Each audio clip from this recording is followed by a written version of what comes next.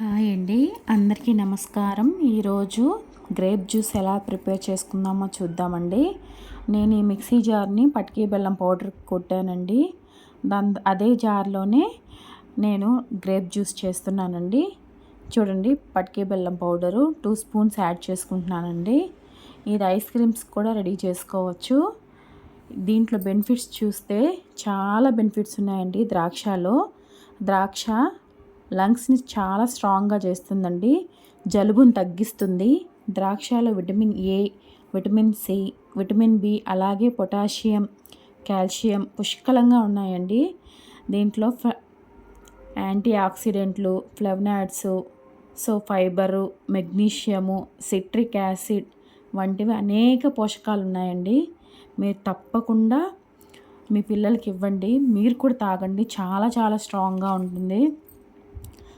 ఇది immunity boosting కూడా బాగుంటుందండి. ఎక్కువగా మనం హెల్దీ ఫుడ్డే తీసుకునేదానికి ప్రయత్నించండి. ఎందుకంటే ఎక్కువ హెల్త్ ఇష్యూస్ వస్తాయి బయట అన్హెల్దీ ఫుడ్ తింటే. నేనైతే ఎప్పుడు కూడా పిల్లలకి వీక్లీ 5 డేస్ అయినా కూడా హెల్దీ ఫుడ్డే పెట్టడానికి ప్రిఫర్ చేస్తానండి. మామూలుగా అయితే బయట స్ట్రీట్ ఫుడ్స్ అయితే ఎప్పుడో రేర్ అండి. చాలా అంటే చాలా టేస్టీగా ఉంటుంది. పటికి బెల్లం పౌడర్ కూడా మీరు జనరల్ స్టోర్లో తీసుకోండి. అదొకసారి కొట్టిపెట్టుకుంటే జ్యూసెస్లో అన్నిట్లో వేసుకోవచ్చండి. షుగర్కి బదులు చాలా అంటే చాలా మంచిది హెల్త్కి కూడా. మా పిల్లలైతే జ్యూస్ రోజుకి ఒకసారైనా తాగుతారండి.